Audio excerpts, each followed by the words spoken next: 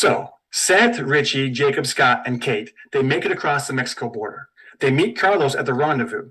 Carlos double crosses Seth and Richie and decides he wants 100% instead of the original 30% which they agreed upon. So this pisses off Richie and he attacks Carlos. Carlos and his goons then abduct Richie, Scott, and Kate, and all the while keeping Jacob and Seth at bay. He then informs them that if they want to see their loved ones again, they're going to have to come up with double the amount and then meet them at El Rey to make the exchange. Seth suggests robbing a bank to get the additional monies needed to pay for the ransom, but Jacob refuses. Meanwhile, Richie, Scott, and Kate are being held in the basement at Carlos's compound. Richie makes advances on Kate. Scott tries to defend Kate's honor, and Richie kills Scott accidentally. Kate gets revenge for Scott's death by seducing Richie and then cutting his balls off and watching him bleed to death.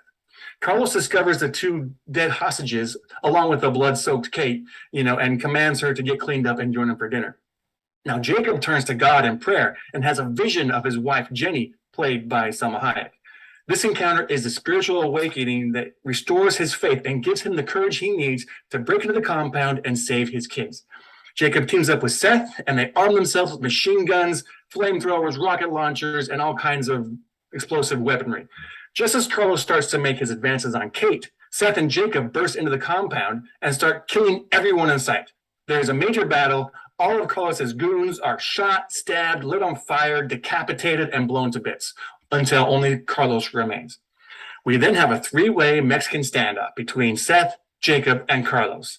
Just as Carlos is about to pull the trigger and kill Seth, Jacob makes the ultimate sacrifice, throwing his body in front of the bullet, saving Seth's life, giving him the amount of time he needs to kill Carlos.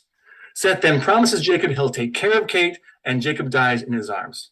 Seth then finds the money, he finds Kate, they hop into one of Carlos's sports cars, and they drive away, running over all the dead bodies in their wake. A new day dawns, and they drive off into the sunrise. Okay, so all that's great. But what if, instead, once they get to the rendezvous point, it turns out to be a den of bloodthirsty vampires? No, that'll never work.